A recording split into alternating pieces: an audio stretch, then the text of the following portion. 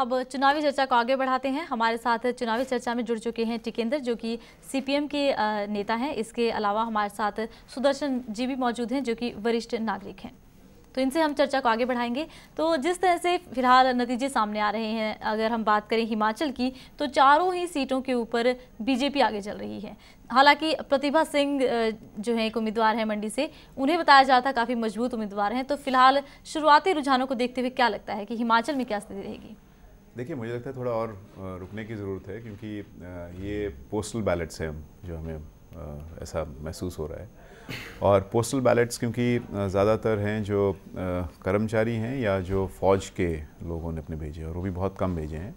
और जनरली कर्मचारियों में एक एंटी कांग्रेस ट्रेंड तो था ही, वो नज़र भी आ रहा था। लेकिन क्या यही ट्रेंड रहेगा अभी आगे? मुझे लगता है थोड़ा और इंतज़ार करने की ज़रूरत है। जब पहले राउंड्स जो एक्चुअल मतगणना है वो शुरू हो जाएगी, उसके बाद पिक्चर और भी क्लियर हो जाएगी।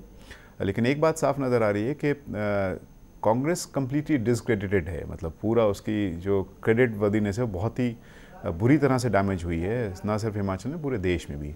और वो सामने नज़र ही आ रहा है अभी। और वो किस फॉर्म में, अब वो किस रूप में वो स्पेस ऑक्यूपाई होगी, मुझे लगता है वो थोड़ा समय के साथ साथ आगे मालूम पड़ेगा। जी बिल्कुल। जी सुदर्शन, आपके पास आना चाहूँगा। जिस तरीके के शुरुआती रुझान आ रहे हैं, कहीं ना कहीं एनडीए को बढ़त मिल रही है, तो आपको लगता है कि वाकई में ही जो एग्जिट पोल हैं कहीं ना कहीं सही उतरते नज़र आ रहे हैं कि एंटी इनकम्बेंसी और जो केंद्र सरकार में भ्रष्टाचार और अन्य मुद्दे रहे, बेरोजगारी का काफ़ी रहा है, घोटालों का काफ़ी सबसे बड़ा अहम रोल रहा है, तो कहीं ना कहीं जनता ने उसको देखकर ये जनादेश दिया है? देखिए, अगर हम पूरे भारत की बात करें तो ये तो सही है कि पिछले काफ़ी घोटाले, कोल घोटाले, कॉमनवेल्थ, उसके बाद कई घोटाले जो कांग्रेस के समय पे उजागर हुए हैं। लेकिन अगर हम हिमाचल पार्टिकुलर देखते हैं तो हिमाचल के अंदर फिर कांग्रेस की विधानसभा में वो सरकार बना के आए। और अभी जो अगर हम देखते हैं हिमाचल के अंदर पार्टिकुलरली, तो हिमाचल के इलेक्शन में आप लास्ट मोमेंट तक कुछ नहीं बोल सकते हो। पिछले अगर हम इलेक्शन देखें तो चारों सीटों पे, 3 सीटों पे जो जीत का अंतर था वो 20 से 25 या 30 हज़ार के बीच में था। तो लास्ट विधानसभा सेगमेंट्स की काउंटिंग जब तक ना हो जाए, ट्रेंड को हम लास्ट मोमेंट तक इसको जो प्रेडिक्ट नहीं कर सकते हैं। पिछले इलेक्शन में हमीरपुर में अनुराग जी 70 से 80 हज़ार के बीच में वो जीत के आए थे। बाकी तीनों विधानसभा को देखें तो वो जीत का अंतर जो 20 से 25 हज़ार था। तो हाँ, ये ज़रूर मतलब दिखता है इस टाइम की जो लोगों का जो रुझान है वो कांग्रेस से हट के है। वो आप किस पे है, बीजेपी है या आप पे है, ये देखने की बात है। थोड़ी देर में सीन क्लियर हो जाएगा। टिकेंद्र जी, आपके पास आना चाहूँगा, क्योंकि आप हिमाचल की राजनीति को बड़े अच्छे से जानते हैं।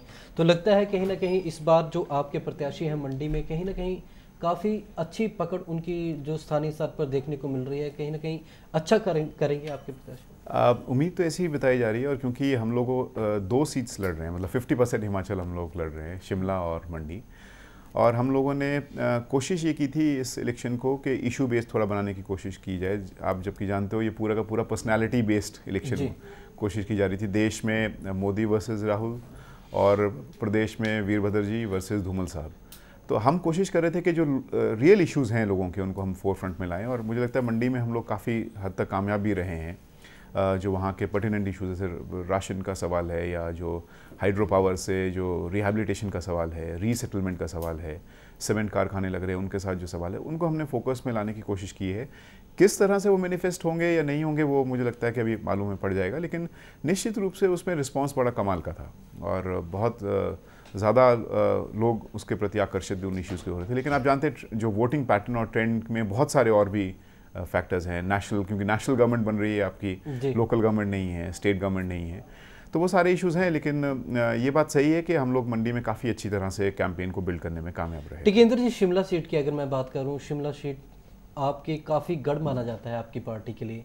जिस तरीके का आपने चमत्कार पिछले नगर निगम चुनाव में किया था, क्या इस बार कुछ ऐसे आसार हैं? नहीं, देखिए, हम लोग फ्रैंकली स्पीकिंग वो शिमला एक अर्बन पॉकेट है जहाँ पर हम लोग कर पाए थे, और वो भी लोगों के ताकत पर। लेकिन ये शिमला पार्लियामेंट्री है जिसमें 17 असेंबली सेगमेंट्स हैं। हम लोग एक सम्मानजनक वोट के लिए क्यों पहली बार हम ये लड़ रहे हैं, बहुत समय के बाद, 20-22 साल के बाद हम लोग लड़ रहे हैं, और ये पूरा गैप हम लोग छोड़े थे।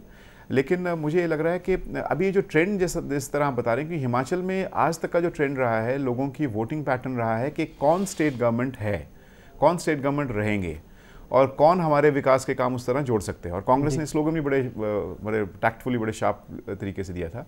तो वो ट्रेंड है। लेकिन अभी अगर बदल रहा है ट्रेंड के नहीं, वो हमें थोड़ा देर में मुझे लगता है कि पिक्चर भी साफ होगी।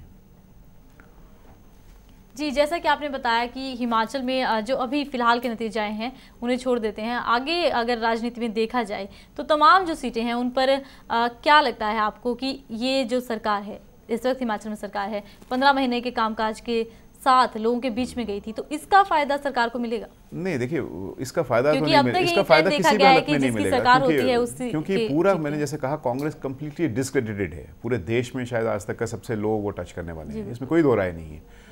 खुद कांग्रेस के लोग भी मान रहे हैं, और इसलिए अब वो स्पेस कौन ऑक्यूपाई कर रहा है वो थोड़ा अभी क्लियर हो जाएगा, कौन पार्टी उसको कर पाती है। लेकिन हिमाचल में ट्रेंड हिमाचल में भी, क्योंकि जो पॉलिसीज, हिमाचल एक बिल्कुल अजूबा स्टेट है, हम ये कह सकते हैं, क्योंकि वहाँ पर जो सोशल डेवलपमेंट इंडेक्स बहुत हाई है, सोशल इन्वेस्टमेंट गवर्नमेंट्स की बहुत हाई है।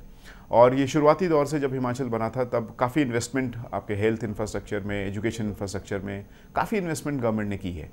लेकिन 90 के बाद से आप देखोगे कि ये इन्वेस्टमेंट गवर्नमेंट विड्रॉ की है, और इसीलिए आपको जब विड्रॉ आप कर रहे हो, आप ना हेल्थ की कोई सुविधा दे पा रहे हो, ना आप एजुकेशन दे पा रहे हो, और ये आप आउटसोर्स करके प्राइवेट को दे रहे हो।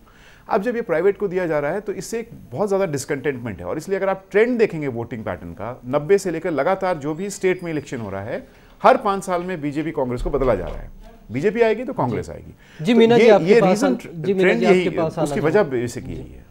जी मीना जी, आपके पास आना चाहूँगा। चंडीगढ़ के जो रुझान आ रहे हैं, अभी शुरुआती जो रुझान है किरण खेर के पक्ष में जा रहे हैं, तो आप पार्टी जो उम्मीद कर रही है यहाँ गुलपनाग से काफ़ी अच्छी उम्मीद कर रही है, तो आपको लगता है कि गुलपनाग सही मायनों में जो स्थानीय मुद्दे हैं उनको भुना पाई है यहाँ पर आकर? देखिए, लोग नेशनल लेवल पे सोचते हैं कि सेंटर में सरकार किसकी आएगी जी, और यदि सेंटर में सरकार आती है तो लोग उधर ही जाते हैं।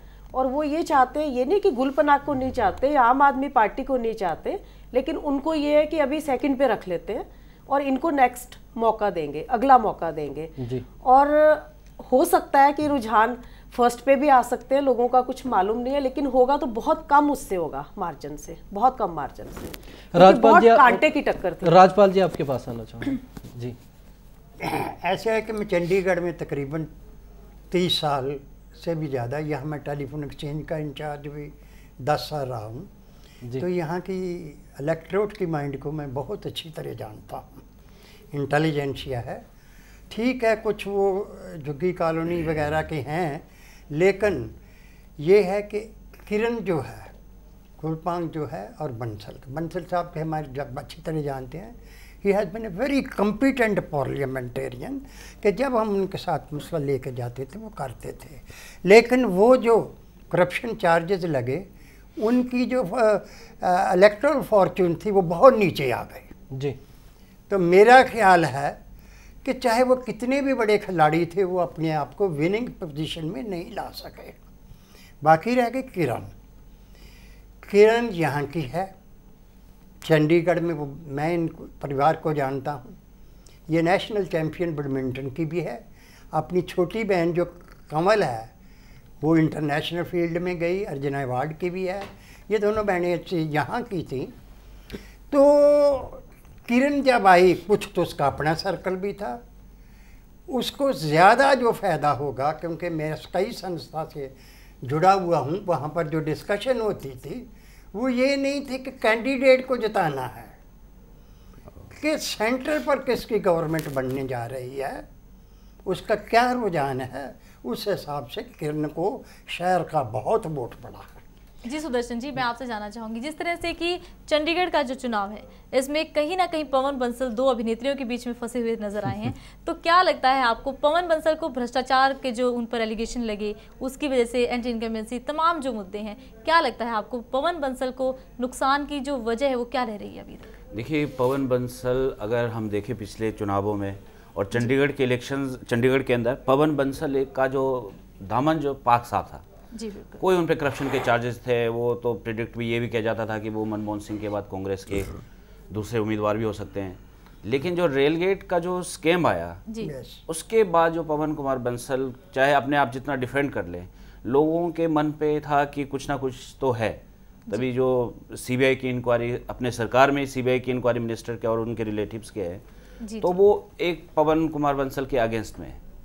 और चंडीगढ़ के अंदर अगर हम देखें पिछले इलेक्शन में क्या होते थे कि लोग वोट देने कम निकलते थे। जो हमारे वीआईपी सेक्टर्स हैं बड़े कम आते थे, मध्यम मार्ग के ऊपर तो बड़े कम वोट्स पड़ते थे। तो जो वोट बैंक था वो मेनली जो हमारे साउथर्न सेक्टर्स हो गए और जो नीचे जुगी एरियाज के थे, तो वो एक वोट बैंक था। तो इस बार इलेक्शन में वोट बहुत पड़े, काफ़ी लोगों ने जो अर्बन जो हमारे मेन जो वीआईपी सेक्टर्स थे वहाँ से भी बड़े वोट्स पड़े। तो ट्रायंगुलर फाइट है चंडीगढ़ के अंदर। लास्ट मोमेंट तक चंडीगढ़ के अंदर हम ये प्रेडिक्ट नहीं कर सकते हैं कि बीजेपी आगे या आपका भी यहाँ पे बहुत है। इस बार आपके जो हिडन वोट्स हैं जिन्होंने बताया नहीं है कि हम किसको वोट डालेंगे, वो सारा आपको गया हुआ है। तो लास्ट मोमेंट तक चंडीगढ़ के अंदर ट्रायंगुलर फाइट है। जी जी बिल्कुल, चंडीगढ़ में जो है एक त्रिकोणीय मुकाबला देखने को मिल सकता है। उस लिहाज से अगर हम चंडीगढ़ से की बात करें तो यहाँ पर त्रिकोणीय मुकाबला है। अब बात करते हैं हम हरियाणा की।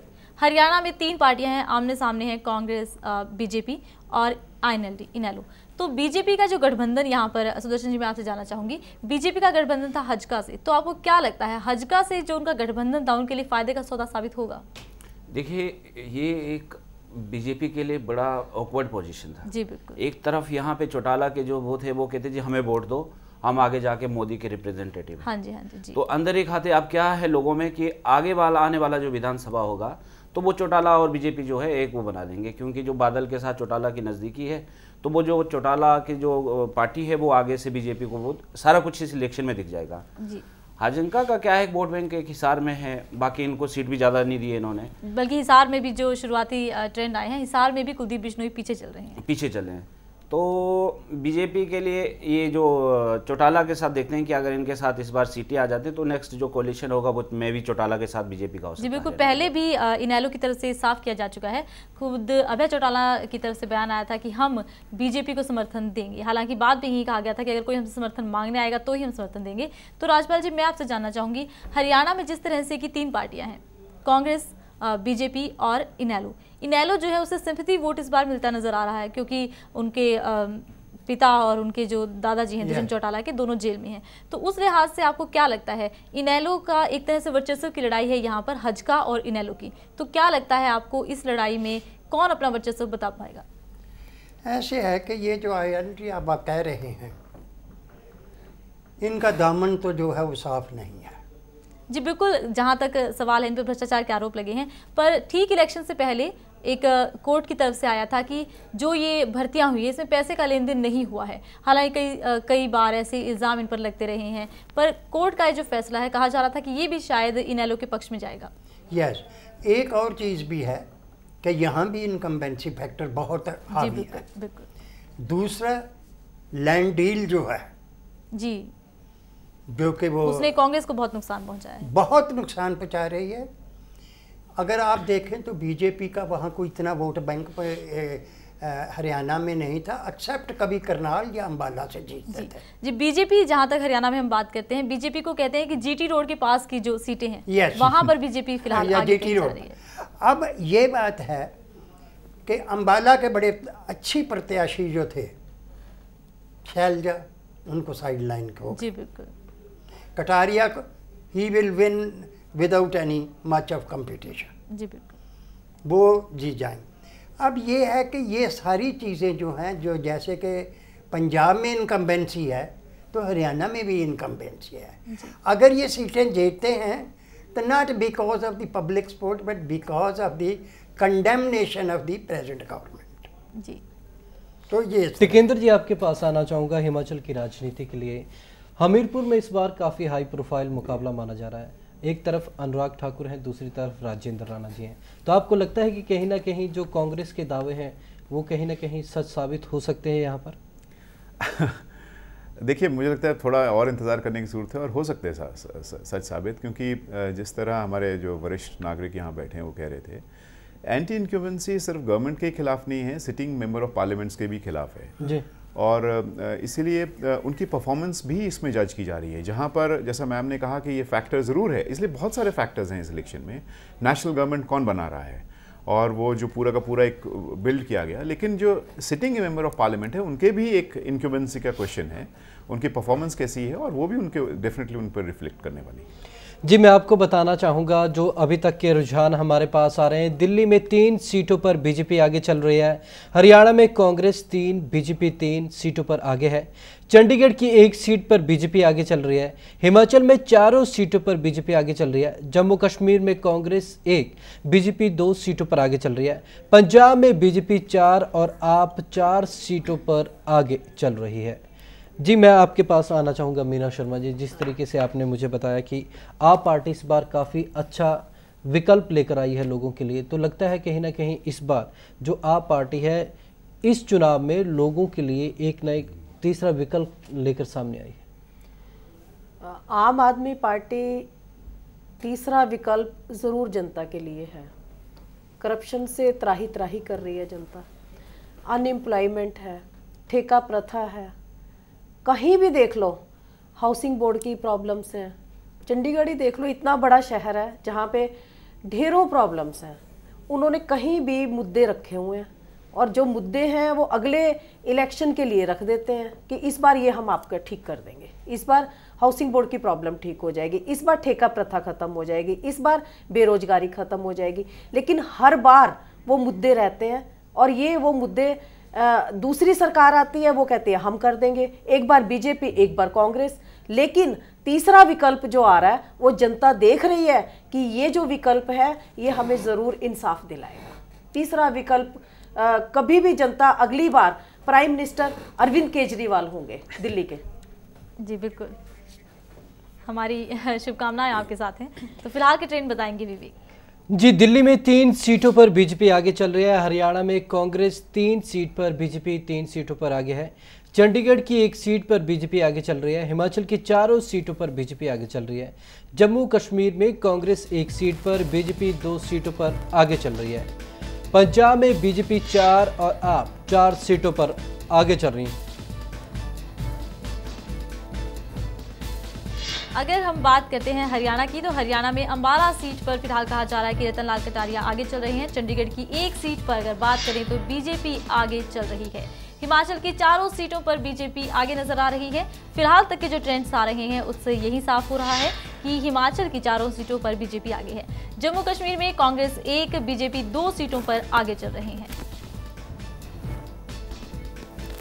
जिस तरह से कि जम्मू कश्मीर में कांग्रेस 1 सीट पर आगे चलती नजर आ रही है, चंडीगढ़ की एकमात्र सीट पर बीजेपी आगे चल रही है।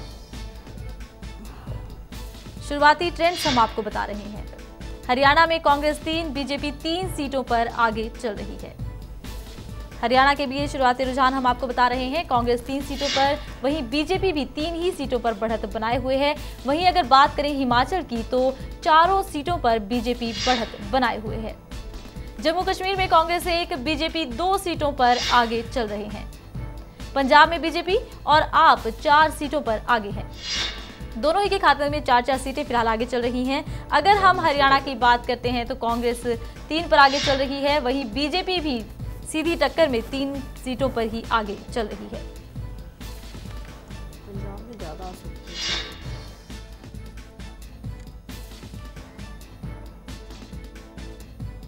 हिमाचल की 4 सीटों पर बीजेपी आगे चल रही है। जम्मू कश्मीर की अगर बात करें तो कांग्रेस 1, बीजेपी 2 सीटों पर आगे है।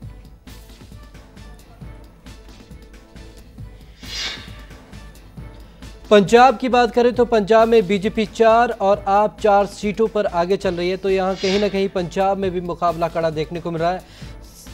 यही स्थिति हरियाणा में है। कांग्रेस 3 पर आगे चल रही है और बीजेपी भी 3 सीटों पर आगे चल रही है। यहां पर भी कांटे की टक्कर देखने को मिल रही है। चंडीगढ़ की अगर 1 सीट की हम बात करें तो यहां पर बीजेपी आगे चल रही है। किरण खेर यहां से बीजेपी की प्रत्याशी हैं, वो आगे चल रही हैं। हिमाचल की 4 सीटों पर बीजेपी आगे चल रही है। हालांकि कांग्रेस लगातार दावे कर रही थी कि 4 सीटों पर वह जीत दर्ज करेगी, लेकिन शुरुआती रुझान कहीं ना कहीं कांग्रेस के लिए हल्की सी दिक्कत जरूर पेश कर रहे हैं।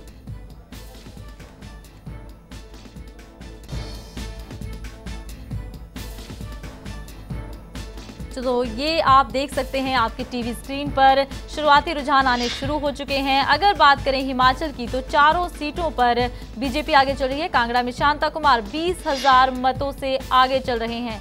हमीरपुर में अनुराग ठाकुर 8,753 मतों से आगे चल रहे हैं। शिमला में वीरेंद्र कश्यप 10,000 मतों से आगे चल रहे हैं। ये शुरुआती रुझान आप अपने टीवी स्क्रीन पर देख सकते हैं। शिमला में वीरेंद्र कश्यप आगे चल रहे हैं। मंडी में रामस्वरूप जो कि बीजेपी उम्मीदवार हैं 8,245 मतों से आगे चल रहे हैं। प्रतिभा सिंह को काफी कड़ी टक्कर यहां पर मिलती नजर आ रही है। कांगड़ा में शांता कुमार 20,000 मतों से आगे चल रहे हैं। हमीरपुर से अनुराग ठाकुर की बात करें तो 8,753 मतों से यहां पर आगे चल रहे हैं। राजेंद्र राणा के साथ उनकी सीधी टक्कर है। शिमला की बात करें तो वीरेंद्र कश्यप 10,000 मतों से आगे चल रहे हैं। यहां से ब्राक्टा उनसे पीछे चल रहे हैं। मंडी की बात करें तो रामस्वरूप शर्मा 8,245 मतों से आगे चल रहे हैं। प्रतिभा सिंह के लिए कड़ी चुनौती यहां पर पेश कर रहे हैं। तो आप देख सकते हैं आपके टीवी स्क्रीन पर एक बड़ी खबर है। शुरुआती रुझान आने शुरू हो चुके हैं। मंडी सीट पर प्रतिभा सिंह को कड़ी टक्कर मिल रही है। रामस्वरूप आगे चल रहे हैं। हिमाचल में भाजपा चारों सीटों पर बढ़त बनाए हुए है। अगर बात करें कांगड़ा की तो शांता कुमार 20,000 मतों से आगे चल रहे हैं। आप देख सकते हैं आपके टीवी स्क्रीन पर हमीरपुर में अनुराग ठाकुर 8,753 मतों से आगे चल रहे हैं। शिमला में वीरेंद्र कश्यप 10,000 मतों से आगे चल रहे हैं। आप देख सकते हैं शुरुआती रुझान आने शुरू हो चुके हैं। अगर हम बात करते हैं हिमाचल की तो चारों सीटों पर बीजेपी आगे चल रही है।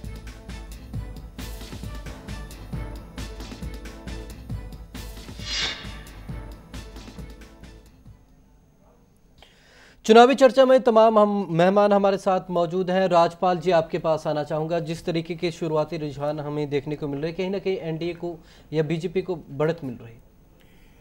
ये जो रुझान आए हैं ये कंफर्म करते हैं कि मोदी वेव इज़ देयर जी। चाहे ये जितने भी दूसरी पार्टियों वाले कहते थे कि ये दिखती नहीं जी, तो Modi effect is there.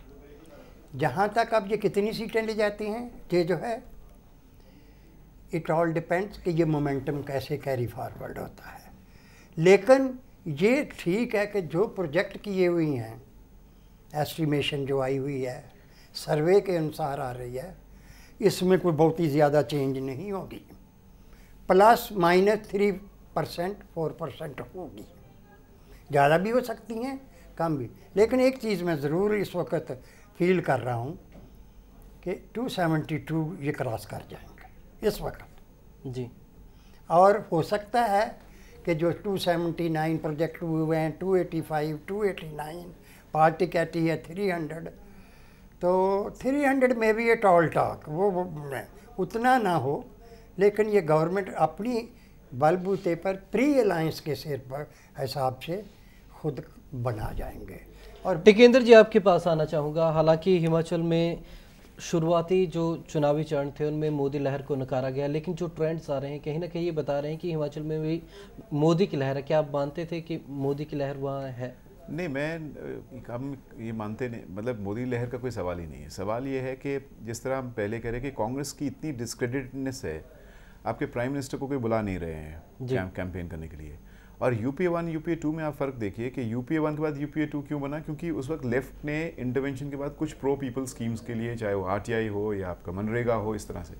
UPA 2 का अगर पूरा आप रूल देखेंगे 5 इयर्स, मतलब it's been MARD with controversies. आपके उसमें स्कैंडल्स हैं, उसमें आपके स्कैम्स हैं, और उसमें बहुत ज़्यादा मतलब इसकी डिस्क्रेडिट ये कांग्रेस पार्टी हुई है, और कोई बचाने के लिए भी साथ में नहीं था।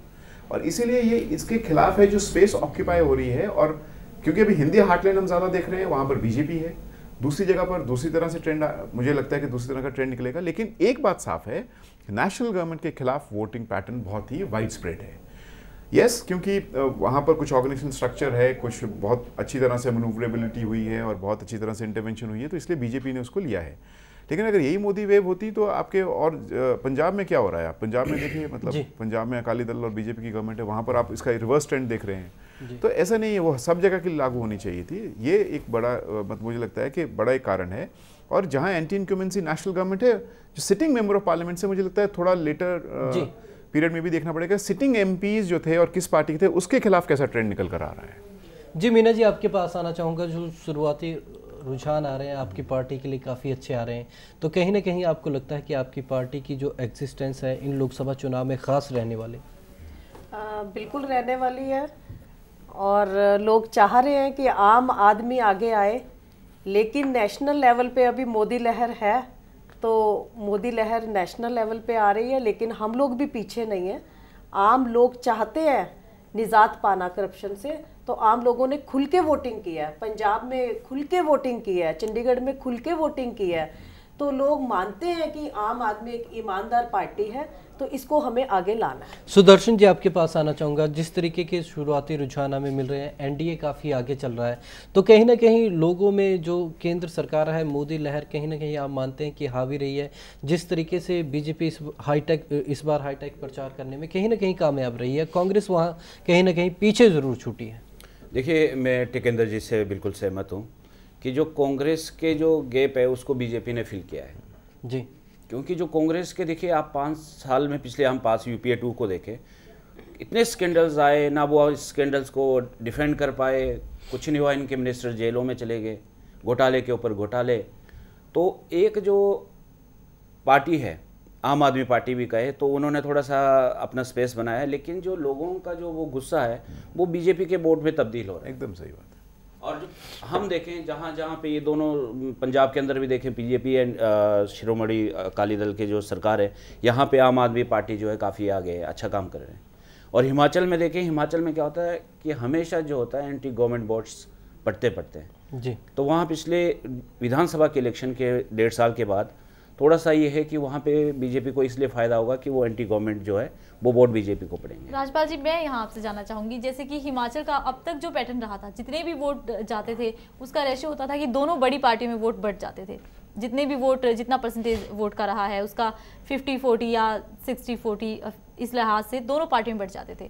तो एक नया फैक्टर आया है आम आदमी पार्टी, उस लिहाज से आपको क्या लगता है कि वोट तो कटेंगे ही कहीं ना कहीं, दोनों ही पार्टियों के हिस्से से वोटों की जो गिनती है वो कहीं ना कहीं आपकी तरफ भी जाएगी। उस लिहाज से आपको क्या लगता है, अब तक जो दोनों पार्टियों के पास वोट बैंक था उस पर असर पड़ा है आप पार्टी का?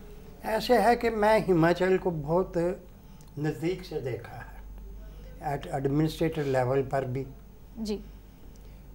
तो वहाँ पर तीसरी पार्टी कई बार कोशिश हुई है जी, जो डिसग्रंटल्ड हुए बीजेपी से जी, या कांग्रेस से मंडी में जी, शर्मा जी, या किसी और वजह से। तो वहाँ हिमाचल का जो ये ट्रेंड है कि 2 पार्टियां रखनी हुई हैं, वो एक बड़ी स्ट्रॉन्ग फीलिंग है। जी। वहाँ पर किसी भी तीसरे का ग्रो होना, उसकी ग्रोथ होना, it will be a herculean job, बहुत ज़्यादा काम करना पड़ेगा। नहीं तो वहाँ जो ट्रेंड बना हुआ है कि अगर वो देखते हैं कि इसने काम नहीं ठीक किया, दूसरी को ले आते हैं। वहाँ पर ऐसा कोई वैक्यूम बन लगता नहीं कि जिसको फिलअप करने के लिए कोई इतनी रिसोर्सफुल होगी पार्टी जो उसको भर सके। टिकेंद्र जी, आपके पास आना चाहूँगा। 2 बड़ी पार्टियों के बाद तीसरी आपकी पार्टी अब उभर रही है, तो आपको लगता है कि देखिए इसमें थोड़ा सा ये जिस ज़माने की बात कर रहे थे वो बात सही थी, लेकिन अभी आप देखो अगर यही ट्रेंड होता तो शिमला म्यूनसिपल कॉर्पोरेशन कभी भी हमारे पास नहीं आती जी। और वो डायरेक्ट इलेक्शन से आई है। मतलब लोगों ने बेतहाशा गुस्सा अपना प्रकट करते हुए वो CPIM के पास म्यूनसिपल कॉर्पोरेशन दी है और डायरेक्ट इलेक्शन हुआ है जिसमें 3 असेंबली सेगमेंट्स आते हैं। ये बात सही है कि थोड़ा ट्रेंड अभी बदल रहा है और जिस तरह से हम लोग जैसे मंडी में या शिमला लड़ रहे हैं या जो आम आदमी पार्टी 4 सीट्स लड़ रही हैं, तो एक डेफिनेटली वोट शेयर बढ़ेगा। लेकिन अभी ये थोड़ा बहुत जल्दी है ये कहना कि इसके अलावा कोई और निकल रहा है। लेकिन बेसलाइन ये है क्योंकि दोनों बीजेपी और कांग्रेस वही पॉलिसीज़ अडॉप्ट कर रही हैं जिसको हम न्यू कहते हैं, नव उदारवाद की, जिसकी वजह से लोग इनसे बहुत गुस्सा होकर इनके खिलाफ वोट करते हैं। लेकिन कोई और ऑल्टरनेट ना होते हुए अल्टीमेटली वहीं पर वो उस ट्रैप में जाते हैं। तो इसलिए आप देखेंगे असेंबली में कांग्रेस है तो मतलब 5 साल बाद बदल रहा है, और 90 के बाद से ये ट्रेंड और भी तेज़ हुआ है। लेकिन ये थोड़ा सरप्राइजिंग होगा जो अभी हम देख रहे हैं, क्योंकि जनरली जो स्टेट गवर्नमेंट में पार्टी थी उसी के लिए वोट आगे पार्लियामेंट के लिए भी वोट पड़ता था। जैसे पिछली बार यूपीए ने गवर्नमेंट बनाई, लेकिन 3 MP वहाँ से बीजेपी की जिता कर दिए लोगों ने, क्योंकि बीजेपी की गवर्नमेंट थी स्टेट में। लेकिन if this trend is reverse this time, I think that is something where we will have to study more. यानी कि ट्रेंड बदलता देखा जा रहा है अब जैसा आप बता रहे हैं, मतलब और ये निर्णायक बढ़त है। मतलब हम सुदर्शन जी, आप भी बड़े अच्छे तरीके से हिमाचल को जानते हैं, आपको लगता है कि इस बार जो टर्नआउट, वोटिंग टर्नआउट रहा है और इस बार जो हमारे पास रुझान आए तो काफ़ी कहीं ना कहीं चौंकाने वाले हैं? देखिए, रुझानों को थोड़ी देर हमें इंतज़ार करना चाहिए। पिछले इलेक्शन में भी हम देखें, लास्ट मोमेंट तक महेश्वर सिंह जो 2009 के इलेक्शन में थे, मंडी पार्लियामेंट्री कॉन्स्टिट्यूंसी से आगे चल रहे थे, लेकिन अंत में क्या हुआ कि जो रामपुर का जब गिनती शुरू हुई तो 15,000 पीछे, एकदम से 15,000 का लीड रामपुर से वीरभद्र सिंह जी ले गए और वहीं से उतने मतों से वो जीत गए। तो बाकी जो भी कॉन्स्टिट्यूंसी है, कांगड़ा है, शिमला है, यहाँ पे भी देखिए मैं कह रहा हूँ कि 20 से 25,000 का जो है विनिंग मार्जिन है। अभी ये अर्बन, मुझे लगता है अर्बन वोटर का ट्रेंड ज़्यादा आ रहा है, क्योंकि वो जल्दी खुल के एकदम आप अपलोड कर देते हो। तो गाँव से, हालांकि वो भी काउंटिंग हो रही है, जिला सेंटर पर काउंटिंग हो रही है इस बार, ऐसा नहीं कि गाँव स्तर पर हो रही है। तो मुझे लगता है थोड़ा सा वो रूरल ट्रेंड एक बार। और इसमें ये जो हिमाचल में क्या है कि बेल्ट्स बड़े चलते हैं। अभी मंडी का है, कुल्लू का है, ट्राइबल एरियाज है, रामपुर है, तो इनके जो अपने अपने गढ़ हैं। अगर कांग्रेस को देखें, प्रतिभा सिंह जी ये रामपुर से स्ट्रॉन्ग होंगे, ट्राइबल बेल्ट में इनको मार्जिन अच्छा मिलेगा, और कुल्लू में भी ले सकते हैं। लेकिन मंडी है, मंडी बराबर है बीजेपी और कांग्रेस का। तो थोड़ी देर हमें इंतज़ार करना चाहिए कि जो ट्रेंड आ रहे हैं।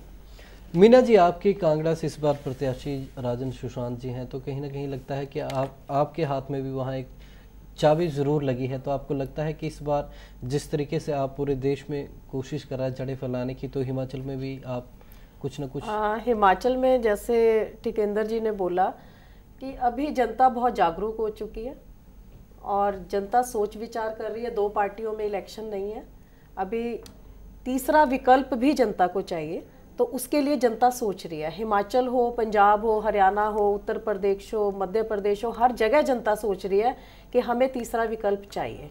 उसके लिए जनता खुल के वोटिंग कर रही है। राजपाल जी, आपसे जानना चाहूँगा कि इस बार जो परिस्थितियां हैं चुनाव की काफ़ी बदली हुई नज़र आई। चुनाव इस बार काफ़ी हाईटेक हुआ है, हालांकि पिछले चुनावों की अपेक्षा काफ़ी अलग ही ये चुनाव रहा है। तो आपको लगता है कि कहीं ना कहीं इस बार जो मतदाता है, युवा मतदाता है और भी जो पुराने मतदाता है, कहीं ना कहीं इस बार जागरूकता है लोगों में मुद्दों को लेकर? इस बार जो आप पार्टी ने ट्रेंड सेट किया कि भ्रष्टाचार नहीं चलेगा, आपको पारदर्शिता साहब प्रशासनिक अमलों में लानी होगी, तो कहीं ना कहीं लगता है आपको कि इस बार ये मुद्दे हावी रहे हैं केंद्र पर? ये मुद्दे बहुत हावी रहे हैं। आपने अगर तमाम लीडरों की स्पीचेस जो हैं, इलेक्शन स्पीचेस को देखा जाए, तो उन्होंने युवा पर, युवा शक्ति पर बहुत ज़्यादा ध्यान दिया। मोदी साहब ने ये कहा 18 और 28 साल की एज ये गोल्डन पीरियड है तुम्हारा जी, बिल्कुल, और आपने पीछे 60 साल देख लिया है, तो इसका असर हुआ। युवा ने देखा कि हमें ऐसी गवर्नमेंट चाहिए जहाँ पर हमें एवेन्यूज़ मिलें, अपॉर्चुनिटी मिले, ताकि हम जो है अपना जो है खाने पीने का या रहने सहने का जो हमारा स्टाइल है उसको मेंटेन कर सकें। इवन कांग्रेस आल्सो ट्राइड, दूसरी government, not, I will not talk a particular party, all the parties they hammered out this thing.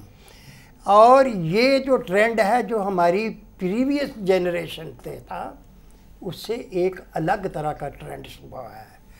पीछे जो वोटिंग थी, जब देखता हूँ 50s में और दूसरे में, हम इमोशनल होते थे। इन्होंने देश के लिए बड़ा काम किया हुआ है। तो यहाँ तक कि कई बार वोट डालने जाती थी लेडीज़, तो वो कहते थे जूता कहाँ उतारना है जी, इतनी इसकी महानता और समझते थे। लेकिन अब ट्रेंड चेंज हो गया है, अब वंशवाद भी कम होगा, ख़त्म हो जाएगा मेरे हिसाब से। युवा, हर आदमी जो है उसको अपॉर्चुनिटी मिलनी चाहिए। तो इस चीज़ों से ये जो है ट्रेंड जो है साफ नज़र आ रहा है, हाई टर्नआउट पर और दूसरी। जी हाँ, कहने को कह सकते हैं कि इस बार का चुनाव जो है काफ़ी अहम रहा और काफ़ी अहम जो नतीजे अब आ रहे हैं, तो कहीं ना कहीं लग रहा है कि इस बार का चुनाव कुछ खास रहा है। खबरों की दुनिया में आइए, हमारे साथ कहीं भी और कभी भी जुड़िए। हम मिलेंगे फेसबुक पर, हम दिखेंगे यूट्यूब पर, हमें फॉलो कीजिए ट्विटर पर। खबरों के साथ बने रहिए रात दिन।